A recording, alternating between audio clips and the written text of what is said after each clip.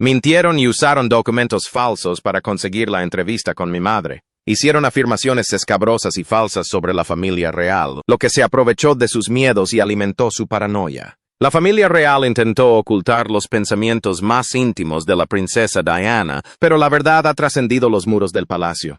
Una colección oculta de sus cartas manuscritas revela su profundo amor por el príncipe William, emociones que el protocolo palaciego no pudo silenciar. ¿Qué sinceras confesiones escribió antes de su trágica muerte? ¿Y cómo llegaron estas notas privadas, guardadas en su día por una ama de llaves de confianza, a una subasta en Londres? Acompáñanos a descubrir la carta perdida de la princesa Diana al príncipe William. Secretos de las subastas. Era un día tranquilo de julio de 2004, cuando ocurrió algo extraordinario. No hubo grandes anuncios que alertaran a nadie, ni titulares llamativos que captaran la atención. Simplemente, un anuncio en una casa de subastas de Londres lo cambió todo. Allí, escondida entre páginas de artículos de lujo a la venta, había algo de valor incalculable. Cartas manuscritas de la princesa Diana. Pero no eran cartas cualquiera. Eran sus pensamientos más íntimos, jamás destinados a ser vistos por nadie. Las cartas pertenecían a Violet Collison, quien no era solo ama de llaves de la familia Spencer. Durante décadas, Violet había estado presente en todo momento. Fue testigo de cómo la tímida Diana crecía, se enamoraba de un príncipe y se convertía en la mujer más famosa del mundo. Tras el fallecimiento de Violet, su familia descubrió estos tesoros. La colección incluía decenas de notas, tarjetas y largas cartas que Diana había escrito a lo largo de muchos años. A diferencia de las declaraciones cuidadosamente redactadas que salían del Palacio de Buckingham, estas cartas mostraban a la verdadera Diana, sin filtros, honesta y a menudo divertida. Una carta en particular llamó la atención de inmediato. Escrita en papel color crema con el membrete de Diana, hablaba del príncipe William con tanto cariño que incluso el personal más curtido de la subasta sintió que se le llenaban los ojos de lágrimas. El orgullo de la madre era palpable. Diana describió cómo William había defendido a un compañero que estaba siendo acosado, demostrando la misma bondad que la caracterizaba. Le dijo a Violet que, si bien era príncipe de título, era su corazón lo que lo hacía verdaderamente de la realeza. El personal de la casa de subastas sabía que tenía entre manos algo especial. Sarah Thompson, quien ayudó a catalogar la colección, recordaba la extraña sensación que experimentó al leer las palabras de Diana. Más tarde, Sarah comentó que sentía como si Diana estuviera presente en la sala con ellos.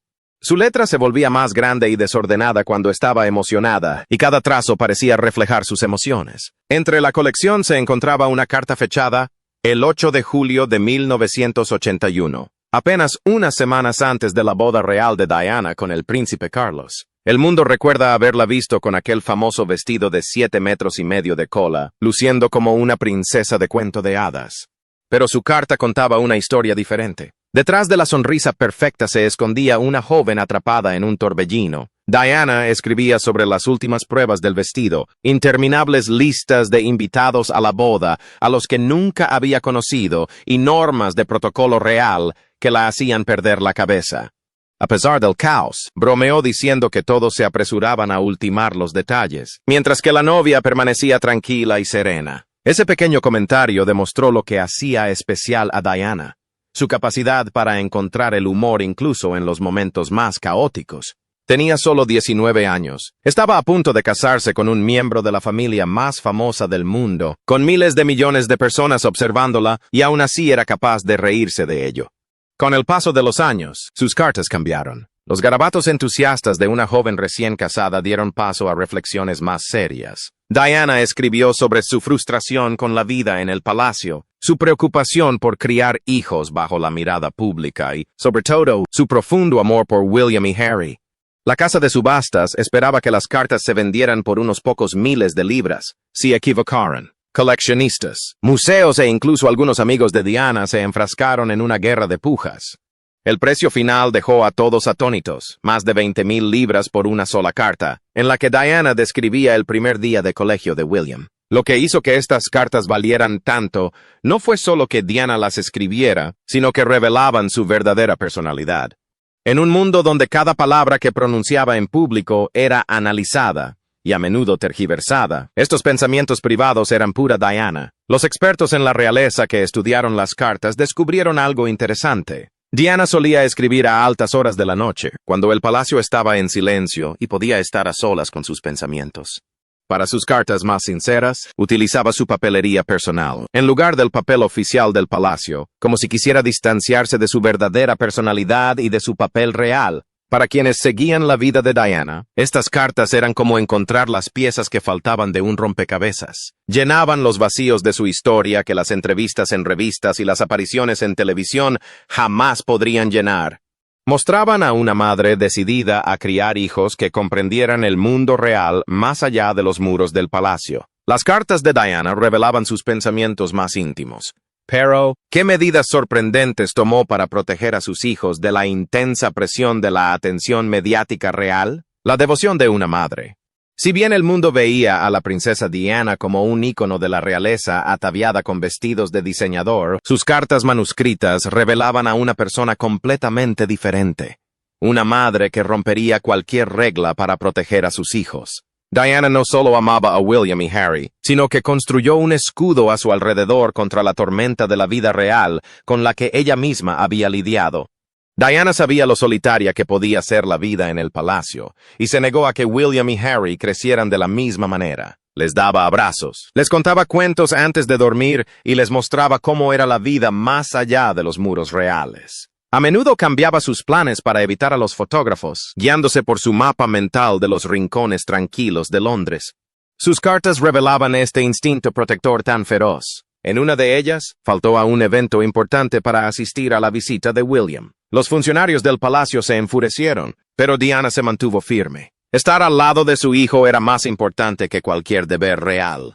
Entre la colección de cartas, una destacaba porque no estaba escrita en el elegante papel del palacio, fechada el 21 de junio de 1989. Era una sencilla nota de agradecimiento dirigida al sargento George Plum, del grupo de escolta especial. Diana le había pedido que llevara motocicletas policiales al Palacio de Kensington para la fiesta del 7º cumpleaños de William.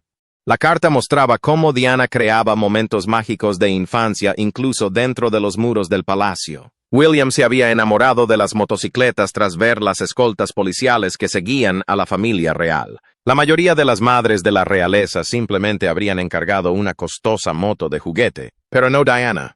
Ella organizó que policías reales con motocicletas reales realizaran acrobacias en el césped del palacio como sorpresa. En su nota, Diana agradeció al sargento Plum por haber alegrado a William y sus amigos. Lo que hizo especial a esta carta no fueron solo las cálidas palabras de Diana.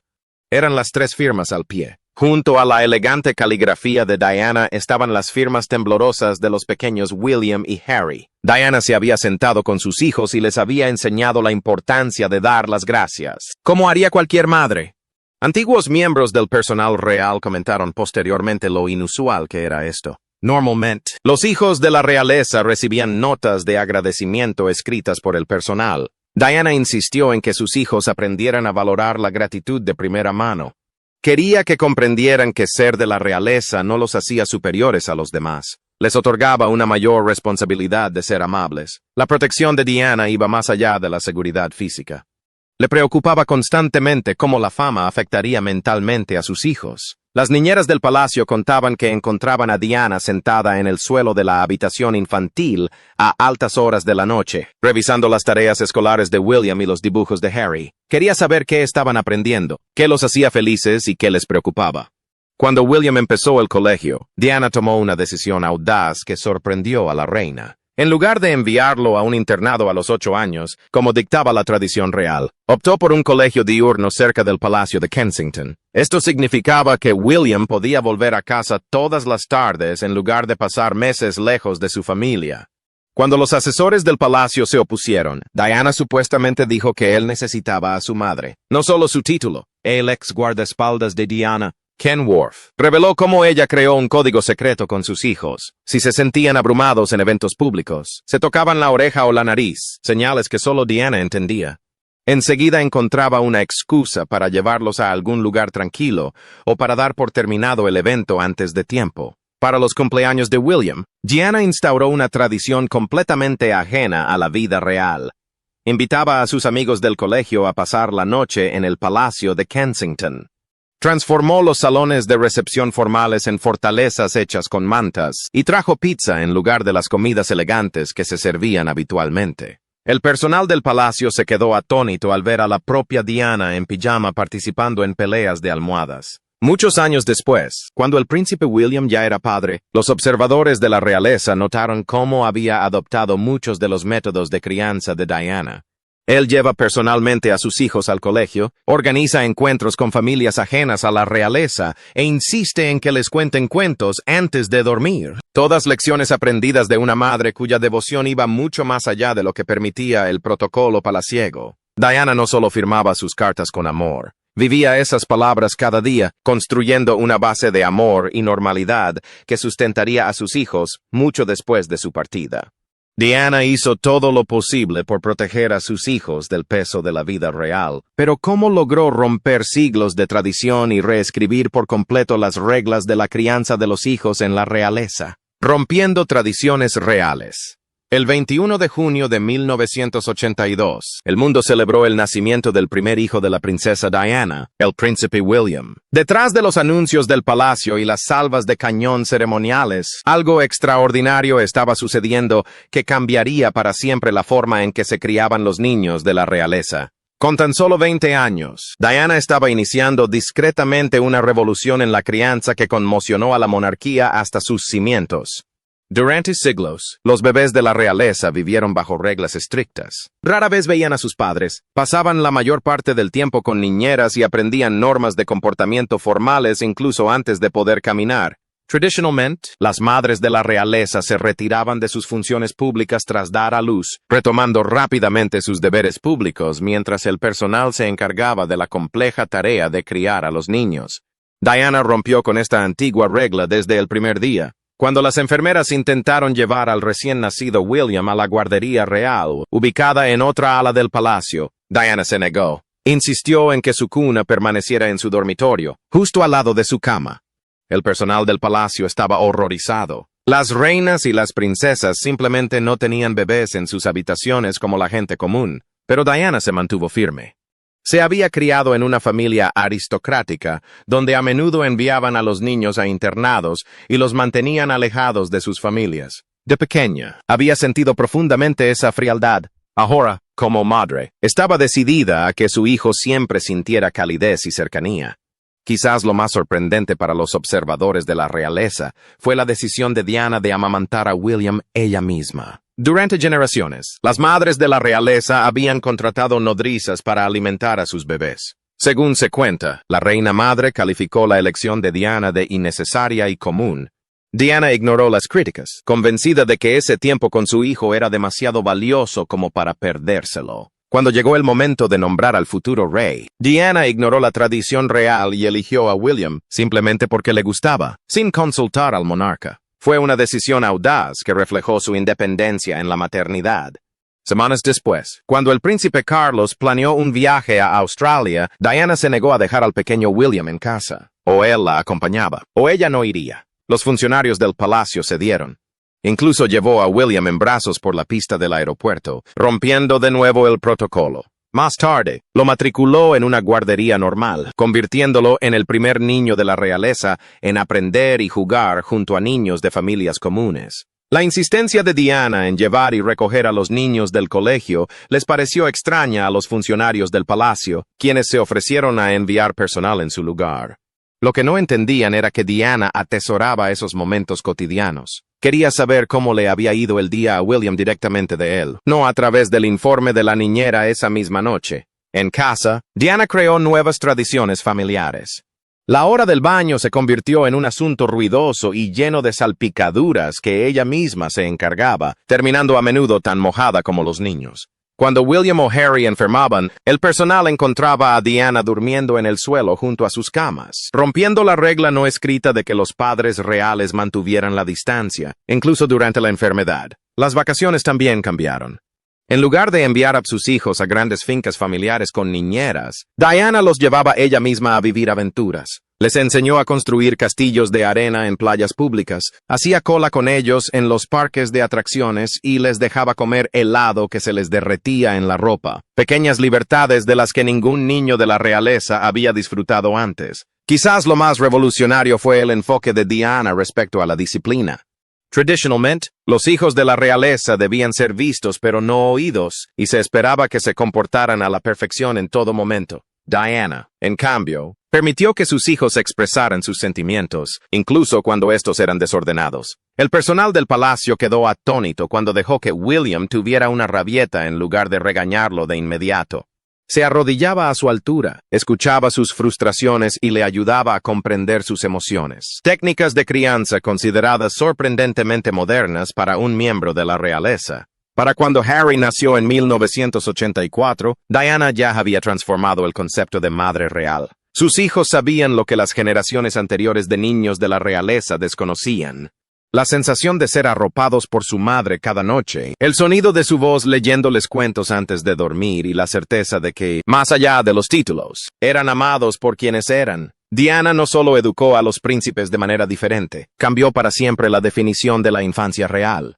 Diana revolucionó la crianza de los hijos en la realeza, pero ¿qué experiencias sorprendentes del mundo real les brindó intencionalmente a sus hijos, tan protegidos, para ayudarlos a crecer con los pies en la tierra? Diana expuso a sus hijos a la vida real. Los muros del Palacio de Kensington fueron diseñados para mantener al mundo fuera. Durante siglos, los niños de la realeza vivieron dentro de estas barreras protectoras, rodeados de lujo, pero separados de la vida cotidiana. Diana comprendía mejor que nadie esa jaula de oro. Ella misma había entrado en ella de adulta y había experimentado su aislamiento en carne propia. Para sus hijos, deseaba algo diferente. No solo una educación real, sino una educación humana. Mientras otros miembros de la realeza se centraban en enseñar a William y Harry sus futuras responsabilidades, Diana se dedicaba a mostrarles el mundo al que algún día servirían. En los días tranquilos de la semana, cuando la prensa menos lo esperaba, Diana se disfrazaba con una simple bufanda y gafas de sol. Con una seguridad mínima, llevaba a sus hijos a pasar días normales y secretos que escandalizaban a los asesores reales, pero que encantaban a sus hijos. Las visitas a McDonald's se convirtieron en leyenda entre el personal del palacio. Diana aparcaba su coche a varias manzanas de distancia y, acompañada por un guardaespaldas, se unía a la fila con William y Harry. Pedían menús infantiles como millones de niños. Esperaban su comida y se sentaban en mesas de plástico. Los demás clientes rara vez los reconocían. La idea de una princesa y un futuro rey comiendo nuggets de pollo parecía demasiado improbable para creerla. Aún más sorprendentes eran las aventuras de Diana en el metro de Londres. A pesar de las preocupaciones por la seguridad, ella insistió en que sus hijos supieran usar el transporte público. En horas de menor afluencia, vestida con ropa informal y gorras de béisbol, Diana les enseñó a los niños a comprar billetes, a orientarse en los mapas de las estaciones y a mantenerse alejados de las puertas que se cierran. Algunos pasajeros se sorprendían al verlos, pero la mayoría de los londinenses, conocidos por no meterse en los asuntos ajenos, simplemente ignoraban a la pequeña familia apiñada en los asientos del metro.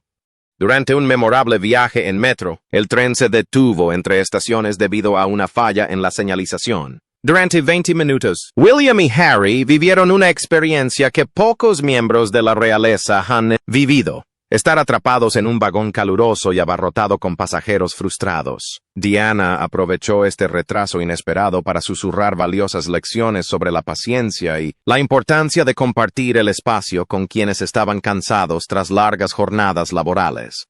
Los parques temáticos se convirtieron en otra aula para la educación práctica de Diana. A diferencia de los parques reales con acceso privado, Diana llevaba a sus hijos a atracciones concurridas donde aprendieron a hacer cola, incluso para los príncipes. En Thorpe Park, un popular parque de atracciones británico, Diana se sentó entre William y Harry en las montañas rusas, gritando junto a ellos mientras experimentaban las mismas emociones que los niños de familias comunes. Las lecciones más valiosas surgieron de la labor benéfica de Diana. Mientras que muchos miembros de la realeza apoyaban causas desde una cómoda distancia, Diana confrontó a sus hijos con realidades difíciles. Cuando William tenía 9 años, lo llevó a visitar Centrepoint, una organización benéfica que ayuda a jóvenes sin hogar en Londres. La visita no fue una simple sesión de fotos. Diana organizó que William pasara tiempo sentado y conversando con adolescentes apenas mayores que él, sin hogar, sin familia que los apoyara y con pocas oportunidades. Y, al final, fue una decisión difícil. Eso es lo que quería. Eso es lo que quiero. No se trataba de conversaciones preparadas con personas cuidadosamente seleccionadas. Fueron encuentros crudos con jóvenes cuyas vidas habían dado un giro drástico. Un miembro del personal de Centerpoint recordó más tarde cómo William se sentó en silencio, escuchando a un chico de 16 años describir cómo dormía en parques durante el invierno y buscaba comida en los contenedores de basura. Si bien los asesores del palacio temían que estas historias pudieran asustar al joven príncipe, Diana sabía que algo importante estaba sucediendo. La empatía florecía allí donde el privilegio podría haber creado distancia. Incluso la hora del baño se convirtió en una oportunidad para aprender sobre el mundo real. Diana contaba historias sobre los países que había visitado, sobre personas que vivían de manera diferente, y sobre niños que no tenían agua potable ni camas calientes. Mientras les lavaba el cabello, sembró en ellos la semilla de la conciencia global que más tarde florecería en la labor humanitaria que ambos príncipes realizan hoy en día. Los métodos de Diana fueron revolucionarios, pero su objetivo era sencillo. Quería que sus hijos vieran el mundo a través de ventanas sin cortinas, no desde detrás de las cortinas del palacio. Ella creía que el verdadero liderazgo requería comprender la vida de todas las personas, no solo la de quienes nacieron en la opulencia. Diana les mostró a sus hijos el mundo fuera de los muros del palacio, pero cómo los protegió cuando su propio cuento de hadas se desmoronó. La princesa del pueblo. A principios de la década de 1990, el cuento de hadas se había desmoronado. La boda de ensueño, vista por millones de personas, derivó en un matrimonio marcado por la soledad y el desamor. Mientras la relación de Diana con el príncipe Carlos se desmoronaba públicamente, ella se enfrentó a su mayor desafío: proteger a William y Harry de la tormenta, al tiempo que su propio mundo se derrumbaba. Los muros del palacio, que antes parecían una prisión, se convirtieron en un campo de batalla. Cada semana traía consigo nuevos titulares dolorosos, conversaciones en voz baja que se interrumpían cuando los príncipes entraban, en las habitaciones y llamadas telefónicas que Diana atendía a puerta cerrada, a menudo con los ojos enrojecidos. A pesar de todo, se esforzó por crear una burbuja de normalidad para sus hijos. Cuando Carlos y Diana se separaron oficialmente en 1992, Guillermo tenía solo 10 años y Harry apenas 8. A una edad en la que la mayoría de los niños se preocupan por los deberes y los juegos en el patio, los hijos de Diana tuvieron que enfrentarse a preguntas sobre el matrimonio de sus padres por parte de compañeros de clase que habían visto los titulares de los periódicos. Diana estableció nuevas rutinas para brindarles estabilidad cuando todo lo demás parecía incierto. La escuela cobró aún más importancia durante este tiempo. Diana eligió cuidadosamente la escuela Weatherby y, posteriormente, Ludgrove, no solo por su nivel académico, sino también por su ambiente de apoyo. Se reunió personalmente con los profesores, les explicó la situación en casa y les pidió que estuvieran atentos a cualquier señal de angustia emocional en sus hijos. El antiguo chofer de Diana recordó cómo ella guardaba 2 pequeñas libretas, una para cada hijo, donde anotaba las cosas que querían hacer o los lugares que esperaban visitar. Incluso cuando su propia agenda se volvió abrumadora debido a la separación y la creciente atención mediática, revisaba estas libretas con regularidad, sorprendiendo a los niños con pequeñas aventuras que habían mencionado semanas antes. Cuando Diana se sentó para su famosa entrevista en el programa Panorama de la BBC en 1995, vista por 22 millones de personas, tomó una decisión que sorprendió incluso a sus amigos más cercanos. Si bien habló con franqueza sobre sus problemas matrimoniales, nunca presentó a Carlos como un mal padre. A pesar de su propio dolor, protegió la relación de sus hijos con su padre, comprendiendo que necesitaban el amor de ambos. Tras la entrevista, la reina Isabel II instó a Diana y Carlos a divorciarse rápidamente. El proceso formal comenzó, trayendo consigo nuevos desafíos. Diana luchó con vehemencia por un acuerdo de custodia que permitiera a los niños llevar una vida lo más normal posible. Obtuvo el derecho a que William y Harry vivieran principalmente con ella en el Palacio de Kensington, aunque también pasaran tiempo regularmente con su padre. El divorcio de Diana se finalizó el 28 de agosto de 1996. Perdió su título de Su Alteza Real, un cambio doloroso no para ella, sino por lo que significó para sus hijos.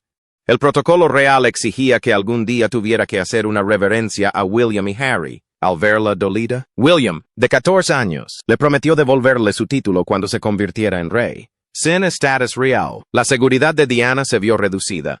para proteger a sus hijos. Utilizó señuelos, cambió de ruta y recurrió a personal de confianza para despistar a los paparazzi. Su labor benéfica se intensificó, centrándose en la falta de vivienda, el VIH y la concienciación sobre las minas terrestres. En enero de 1997, recorrió campos minados en Angola con la Cruz Roja.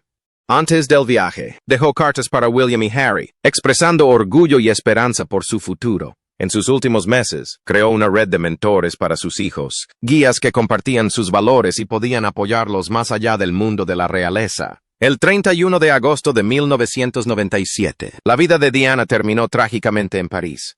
William y Harry, con tan solo 15 y 12 años, se enfrentaron a la inimaginable tarea de llorar la muerte de su madre ante la mirada del mundo entero. Mientras caminaban tras su ataúd, llevaban consigo las lecciones que ella les había enseñado: fortaleza en la adversidad, compasión por los demás y el valor para forjar su propio camino. ¿Cumplirá William su promesa de infancia de restaurar el título de su madre, creando un legado real del que Diana se habría sentido orgullosa?